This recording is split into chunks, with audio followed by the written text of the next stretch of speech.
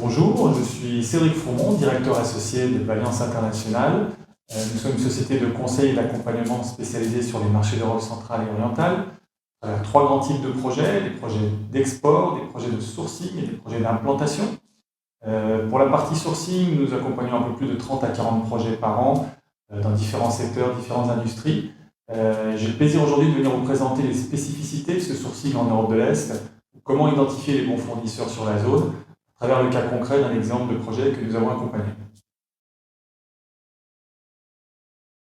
Alors le client dont je vous parle dans cet exemple est un retailer à dimension internationale qui est venu nous voir pour trois problématiques majeures. Premièrement, sécuriser sa supply chain qui était principalement dépendante de l'Asie. Aujourd'hui, sa chaîne de fournisseurs était beaucoup en Asie. Deuxième point était de diversifier ses sources d'approvisionnement sur l'Europe, l'importance de son empreinte carbone et de pouvoir être plus proche de ses clients. Et enfin, le troisième point, c'était le benchmark, de pouvoir benchmarker la compétitivité des fournisseurs en Europe par rapport à d'autres fournisseurs ailleurs dans le monde. Alors la première partie du projet s'est concentrée sur une sélection des familles de produits à sourcer sur la zone, et notamment on a présélectionné 16 familles de produits qui correspondaient au tissu industriel sur la zone Europe de l'Est. Et ensuite, nous les avons conseillés, on a présélectionné 8 pays sur lesquels investiguer pour ces familles de produits. Sachant que l'Europe de l'Est est une zone très large, il y a plus de 20 pays, on est sur un sourcing multi-pays, et donc c'est important qu'on puisse rediriger les efforts et concentrer son sourcing sur les pays à plus fort potentiel. Chaque pays va être différent, avec des langues différentes, des cultures différentes et des tissus industriels différents. Ensuite, on a aussi une première phase d'identification de tous ces contacts, et pour ça, on utilise une méthode très minutieuse. Il y a très peu de salons d'envergure sur la zone, les entreprises ne se valorisent pas énormément sur différents supports, et donc on passe par des contacts avec des associations locales, des clusters, des groupements d'exportateurs, des catalogues, des salons, et donc ça nécessite des ressources minutieuses et une approche très méthodique pour pouvoir identifier les bons fournisseurs. Alors, les résultats que ça nous a donné sur cette approche, on a réussi à identifier plus de 325 cibles potentielles dans un premier filtre en fonction des critères qui avaient été définis par le client, des sociétés qui correspondaient au profil général des produits que le client recherchait. Suite à cette longue liste, on a validé des critères clés, donc la gamme de produits, les certifications, les éléments qui sont essentiels pour le client. Et donc on a retenu 76 sociétés sur lesquelles on a passé l'une après l'autre ce qu'on appelle des RFI et des RFQ, donc pour qualifier en détail l'ensemble des critères qui étaient nécessaires pour pouvoir être référencé auprès de ce client-là, l'expérience export, la capacité logistique, les labels, les normes, etc. Sur ce travail-là, on est arrivé à une shortlist de 24 sociétés qualifiées pour des visites de sites, des audits sur place. Et enfin, le client a retenu 10 sociétés, nouveaux fournisseurs pour référencer auprès de nous.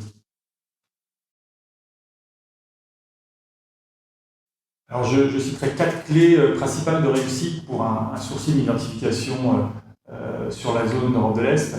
Premièrement, c'est important de comprendre que l'Europe de l'Est est une zone intéressante pour un bon compromis entre un sourcing lointain que peut offrir l'Asie, avec des coûts beaucoup plus bas, et un sourcing en Europe de l'Ouest, où on va avoir des coûts plus hauts, mais avec un niveau de maturité plus important. Donc l'Europe de l'Est offre une alternative à ces deux options, donc on vient souvent en Europe de l'Est pour avoir des fournisseurs de proximité, réactivité, label Europe, avec un niveau de prix relativement compétitif par rapport à ce qu'on peut trouver en Europe de l'Ouest.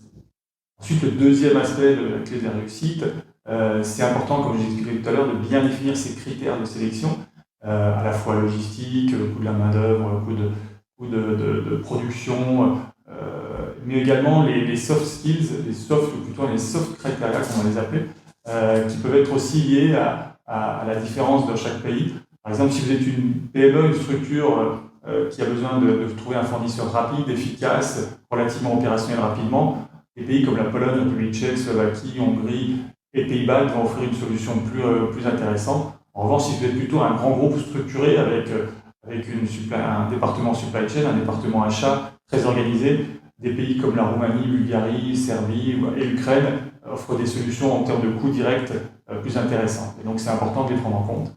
Le troisième aspect de réussite d'un sourcing sur cette zone, c'est, comme je vous expliquais tout à l'heure, de prendre en compte un sourcing très minutieux et donc de s'engager dans le temps, à la fois en termes d'identification, en termes de suite de ses fournisseurs, de les coacher, de les encadrer, parce qu'ils n'ont pas forcément l'habitude de rentrer dans une relation long terme.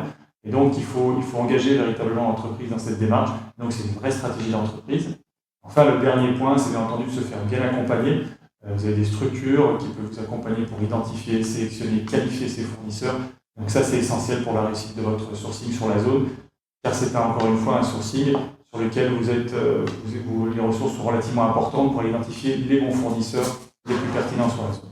Voilà, écoutez, je vous remercie. J'espère que ça vous a donné les premiers éléments pour avancer dans votre démarche de sourcing en Europe de l'Est. N'hésitez pas à me contacter si vous avez des questions sur le sujet. À très bientôt, au revoir.